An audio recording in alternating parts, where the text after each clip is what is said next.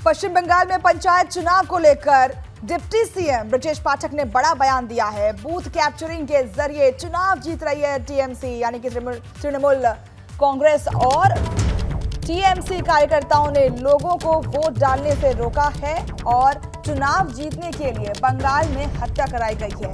ऐसा कहना है डिप्टी सीएम ब्रजेश पाठक का। बड़ा बयान आया है डिप्टी सीएम का।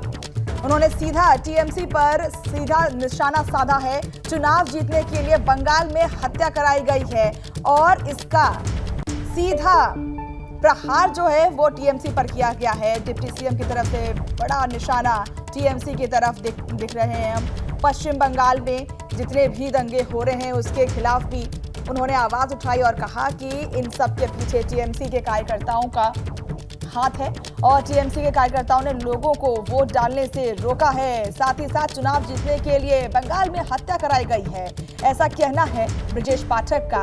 और सीधा निशाना वो टीएमसी पर साध रहे हैं। पश्चिम बंगाल में पंचायत चुनाव पर खास बातचीत हुई जिस पर उन्होंने ये निशाने सीधे टीएमसी के ऊपर।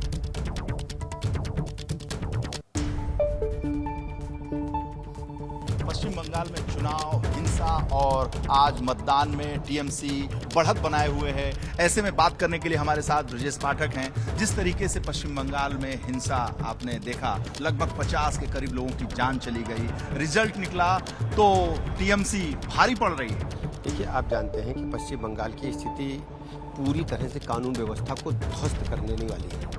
सत्तारूढ़ दल के लोगों ने जिस ढंग से गुंडों का, अराजक लोगों का सहारा लेकर के बूथ कैप्चरिंग की लूट खसोट हुई और कितने लोगों की निर्मम हत्या हुई है खुलेआम, ये बहुत ही दुखद है। और मैं पश्चिम बंगाल के लोगों से अपील करता हूं कि आप लोग बहुत निष्पक्षता के साथ भारतीय संविधान के तहत आने वाले दिनों में भारतीय जनता पार्टी के साथ जुड़े। जब तक तृणमूल कांग्रेस जैसे लोग वहां सत्ता में रहेंगे, हमेशा ऐसी अराजक स्थिति बनी रहेगी। अच्छा, क्या कारण है कि टीएमसी इतने हिंसा के बाद भी बढ़त बनाए हुए है? जानते हैं, वो सब बूथ कैप्चरिंग किए हैं, सब लोग जानते हैं, आप लोगों ने अपनी आंखों से देखा है। अच्छा, बूथ कैप्चरिंग इसका सबसे बड़ा कारण मानते हैं? देखिए, लूट खसोट, मतों का दबाव बनाना और इतनी हत्याएं स्थानीय निकाय चुनाव में होगी, कोई सोच नहीं सकता। चलिए अगली खबर पीलीभीत से है, जहां गैस सिलेंडर में आग लग गई। मां बेटी समेत 3 जिंदगी आग में झुलस गई। खाना बनाते समय गैस सिलेंडर में लगी आग, घायलों को अस्पताल में भर्ती कराया गया है। थाना गजरौला क्षेत्र के बिहारीपुर गांव की यह घटना है, जहां मां बेटी समेत 3 जिंदगी आग में झुलस गई। और हम आपको बता दें, घर में आग लग गई, गैस सिलेंडर में आग लगी थी, जिसके कारण 3 लोग बुरे तरीके से झुलस गए। मां बेटी सहित 3 जिंदगियां झुलस गई हैं। तो ये तस्वीरें पीलीभीत से हैं, जहां पर घर में रखा गैस सिलेंडर, उसमें आग लग जाती है, जिसके बाद घर में आग लग जाता है और उसकी वजह से मां बेटी सहित 3 लोग जो हैं वो घायल हो जाते हैं, बुरे तरीके से झुलस जाते हैं, जिनका इलाज चल रहा है। अभी पीलीभीत में गैस सिलेंडर में आग लग जाती है, जिसके बाद काफी नुकसान झेलना पड़ता है। रुड़की में बारिश ने बरपाया कहर, खतरे के निशान के ऊपर बह रही है रतमऊ नदी और नदी में बहाकर आ रहे हैं ड्रम। लोगों की लगी भीड़। पुलिस ने 52 दरा पुल को खाली करने की अपील की है। तो खतरे के निशान से ऊपर बह रही है रतमऊ नदी और नदी में बहकर ड्रम आ रहे हैं। लोगों की भीड़ लगी हुई है, यातायात बाधित है। पुलिस ने 52 दरा पुलिस को खाली करने की अपील की है और लोगों से आग्रह किया गया है कि आप सुरक्षित जगह पर पहुंच जाएं। यहां पर जो अभी इफेक्टेड एरियाज हैं उनसे दूरी बना लें।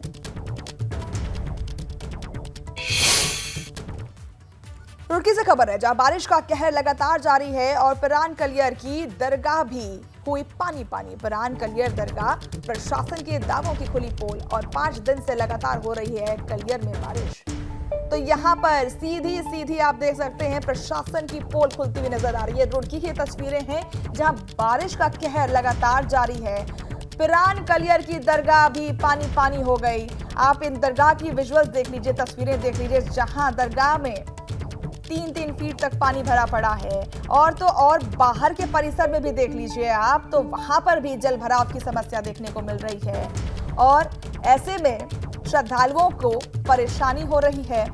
साथ ही साथ आप आसपास के जगहों के रिहायशी इलाकों में भी जाएंगे तो वहां पर भी जलमग्न जैसी स्थिति देखने को मिल रही है। दरगाह प्रशासन ने के पोल खुलते हुए नजर आ रही है। 5 दिन से लगातार बारिश हो रही है और ऐसे में नाले बन चुके हैं, नदी जो रास्ते हैं वो नाले बन चुके हैं। हर जगह आप जिधर भी नजर दौड़ाएंगे इन तस्वीरों में देख लीजिए, हर तरफ जलमग्न की समस्या देखने को मिल रही है। पीलीभीत से खबर है जहां बेकाबू ट्रैक्टर ट्रॉली खाई में पलटी और हादसे में 6 से ज्यादा लोग घायल हो गए। ट्रैक्टर ट्रॉली पर सवार थे 24 से ज्यादा लोग। थाना बिसलपुर कोतवाली क्षेत्र के बरेली हाईवे की यह घटना है। तो पीलीभीत में बेकाबू ट्रैक्टर ट्रॉली खाई में पलटी है और हादसे में 6 से ज्यादा लोग घायल हुए हैं। हताहत की खबर नहीं है, लेकिन ऐसे में 6 से ज्यादा लोग घायल हैं। ट्रैक्टर ट्रॉली पर सवार थे 24 से ज्यादा लोग। बिसलपुर कोतवाली क्षेत्र के बरेली हाईवे की यह घटना है।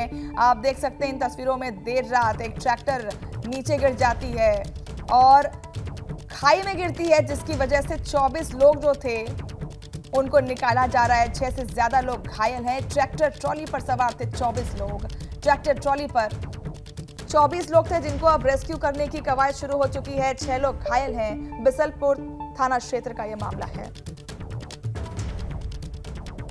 खबर आती है गाजियाबाद से जहां पर नेशनल हाईवे पर बस और कार के बीच टक्कर हो जाती है, जिसमें से 2 लोगों की मौत हो गई है।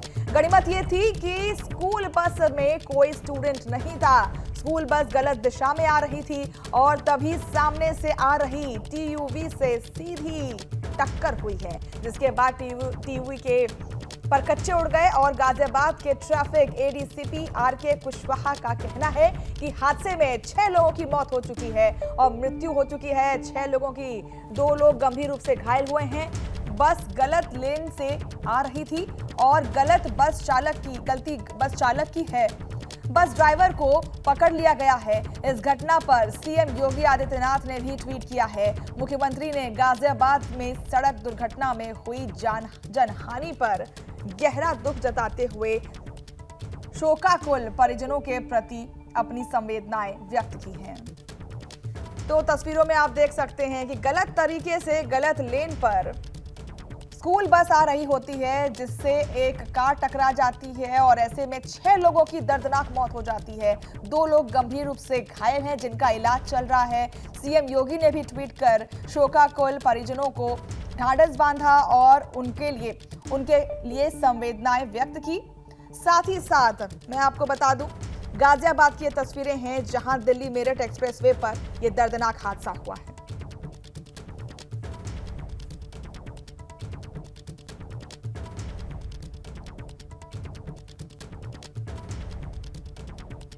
दिल्ली मेरठ एक्सप्रेसवे पर एक स्कूल बस और टीयूवी में एक्सीडेंट हुआ है।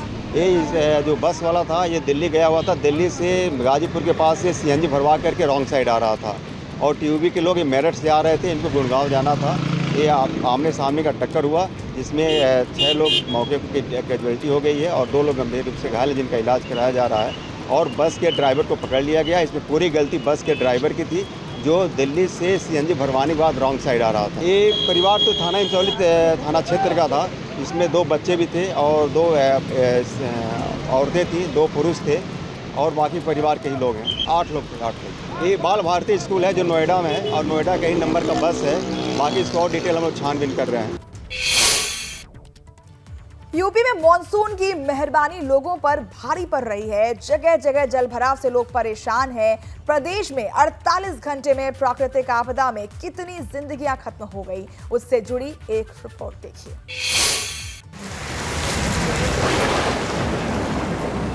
यूपी पर टूटा कुदरत का कहर। शहर शहर आसमानी आफत, जल प्रलय से हाहाकार, बारिश मूसलाधार, चौतरफा वार।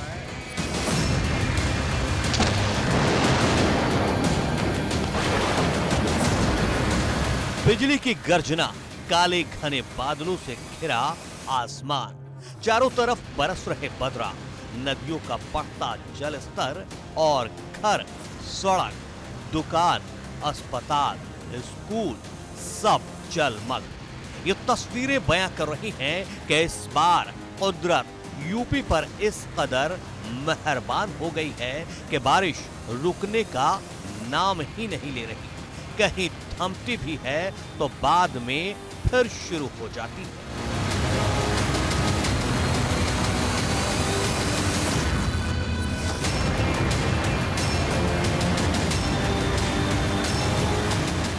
अड़तालीस घंटे में कितनी जिंदगियां हुई खत्म।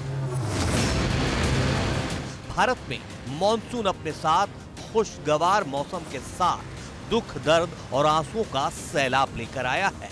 कुदरत की मार ऐसी पड़ी है कि बीते 48 घंटों में यूपी में प्राकृतिक आपदा से मरने वालों की तादाद 18 हो चुकी है, जबकि 24 घंटे में 8 लोग अपनी जान गंवा चुके हैं। इसमें से 5 की आसमानी बिजली, 2 की डूबने और 1 की सांप काटने से मौत हुई है। मौसम विभाग के मुताबिक प्रदेश के 33 जिलों में अधिक वर्षा, 21 जिलों में सामान्य वर्षा, 9 जिलों में कम वर्षा और 12 जिलों में अत्यधिक कम वर्षा हुई है। मौसम विभाग के अलर्ट के बावजूद जल जमाव की ये तस्वीरें बता रही हैं कि इस बार भी सरकारी तैयारियां दुरुस्त नहीं हैं, जिससे जान माल का भारी नुकसान जनता को उठाना पड़ रहा है।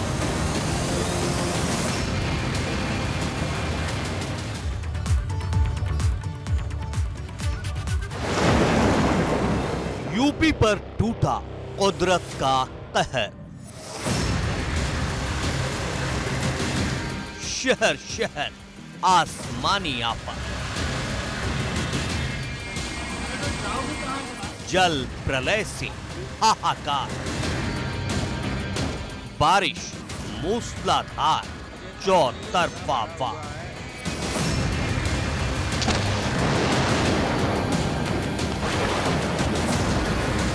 बिजली की गर्जना, काले घने बादलों से घिरा आसमान, चारों तरफ बरस रहे बदरा, नदियों का बढ़ता जल स्तर और घर, सड़क, दुकान, अस्पताल, स्कूल सब जलमग्न। ये तस्वीरें बयां कर रही हैं कि इस बार कुदरत यूपी पर इस कदर मेहरबान हो गई है कि बारिश रुकने का नाम ही नहीं ले रही।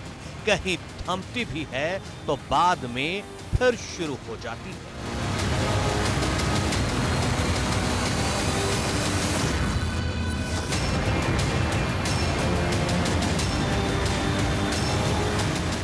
अड़तालीस घंटे में कितनी जिंदगियां हुई खत्म।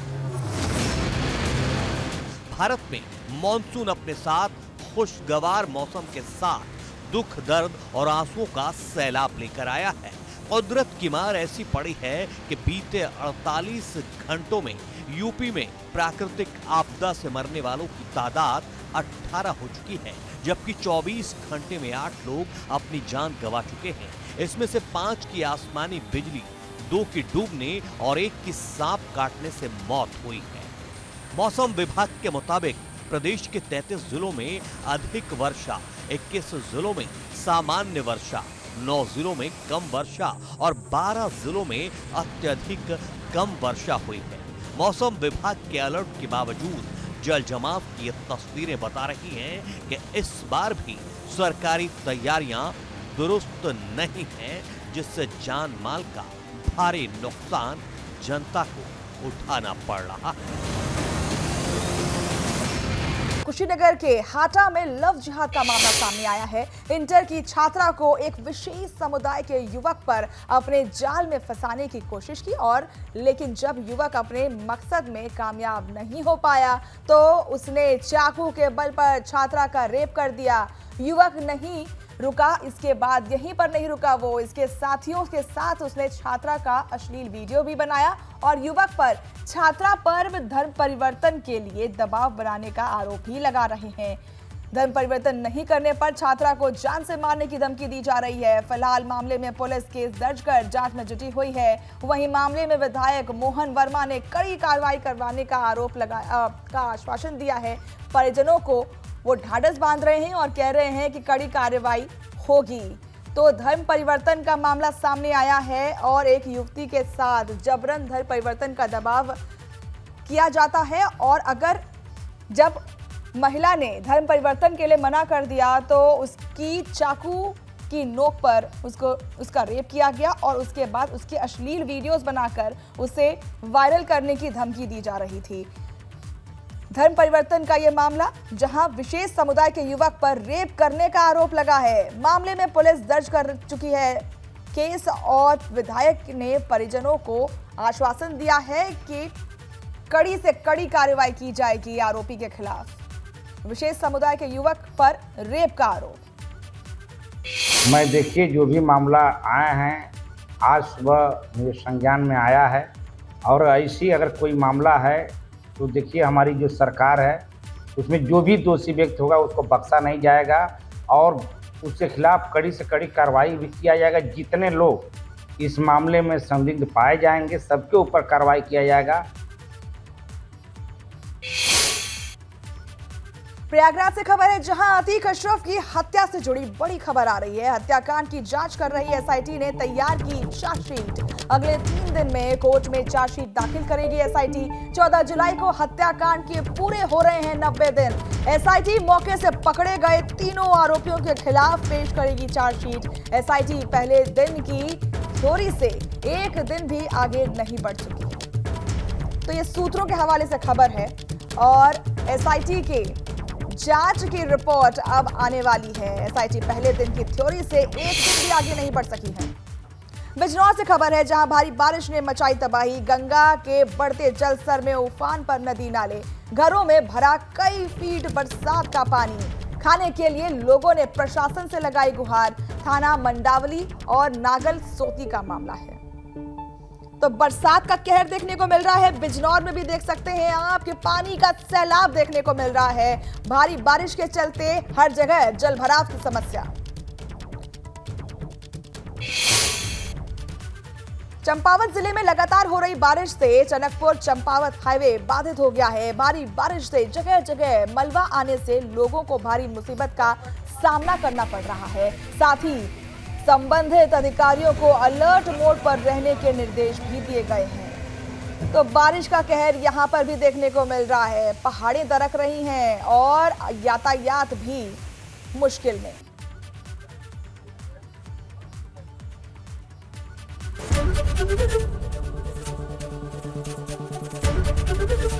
एबीपी गंगा, खबर आपकी, जुबान आपकी।